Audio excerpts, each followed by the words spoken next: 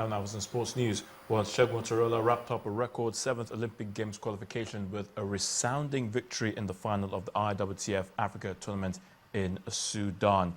Well, the Nigerian table tennis legend outclassed Nigerian-born Congolese Suraju Saka to emerge champion in the game. In the women's category, Edem sustained Nigeria's dominance with a fine demolition of Saifa Seidani of Tunisia in the final.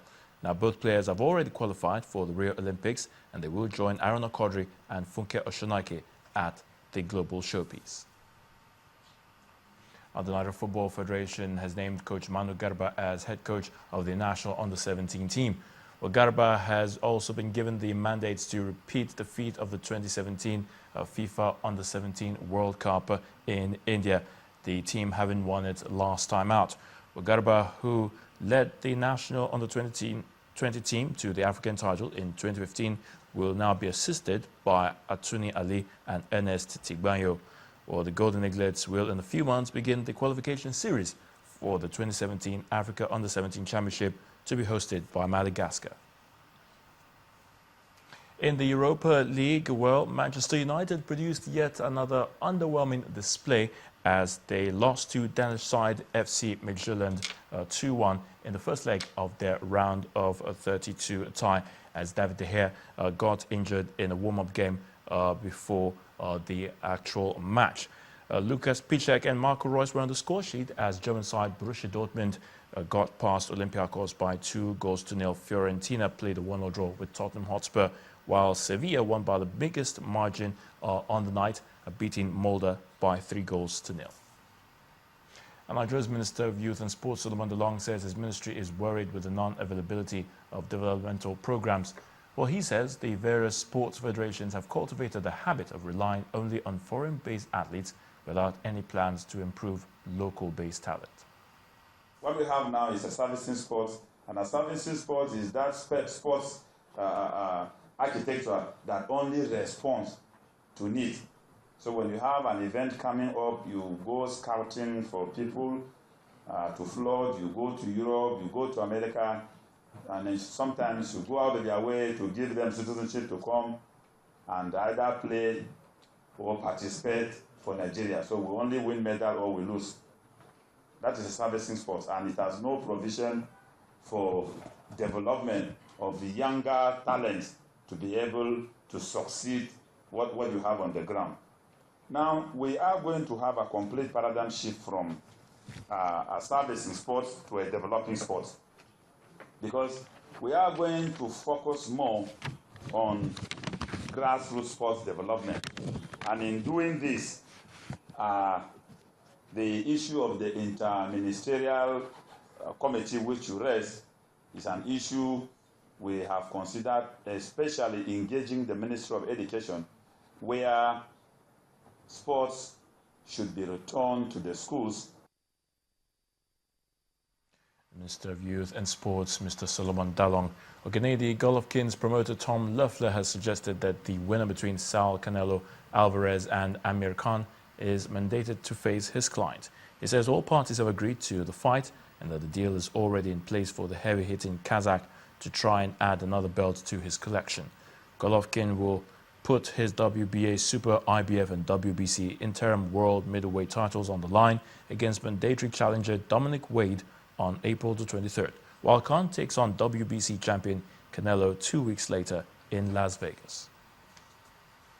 Rio Haryanto will become Indonesia's first Formula One driver after signing a deal with Manor Racing.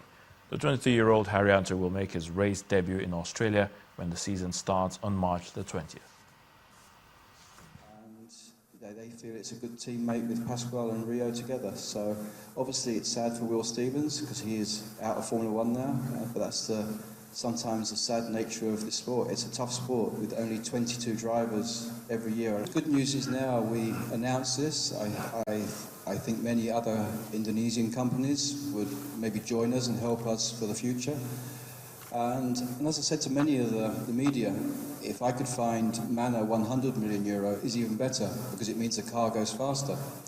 With Ferrari, they spend like 600 million euro, whereas Manna's budget is 120. So the more money I can try and help them find, whether it's from Indonesia or even Southeast Asia, is better for the team, it's better for the performance of the car.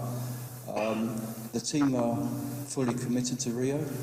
They are assisting me and our team here to make sure we get to the end of the year. And that's a wrap in sports news. I'm Ayotunde Balogun. The news at 10 continues shortly.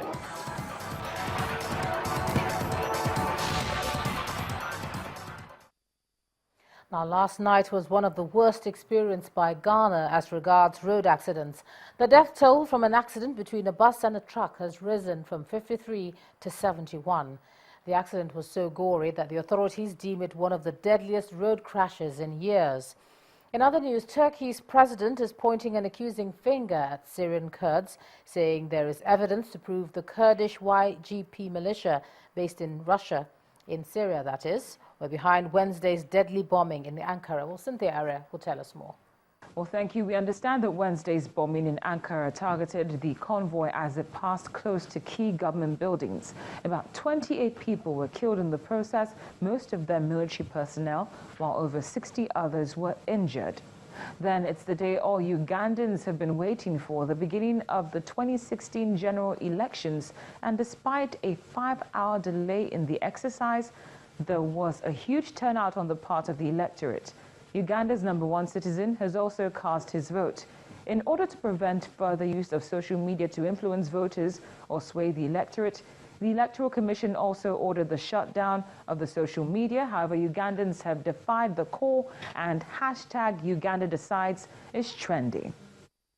Finally, according to a statement released by the Kenyan army, a Kenyan airstrike might have killed the intelligence chief of Somalia's militant Islamist group, Al-Shabaab. That's Mohammed Karate. And also 10 other Al-Shabaab commanders are believed to have been killed in the process as far back as February the 8th. However, Al-Shabaab has dismissed the statement as false. That's the foreign news wrap-up. The news at 10 continues shortly. Thanks a lot, Cynthia. And the main news again. The president today met with members of the diplomatic community at the presidential villa in Abuja. President Buhari offered assurances of his commitment to building a stable and inclusive nation. Nobel laureate Professor Wole Soyinka has asked the federal government to convene an emergency economic summit. Professor Soyinka blamed Nigeria's current financial hardship on bad governance by successive administrations. And the Minister of Budget and National Planning, Udoma, today asked state governments to implement Treasury single accounts and stop depending on monthly allocations. Well, that's the news at 10 tonight. Thanks a lot for staying with us. I'm Ijoma Kunyato. Good night.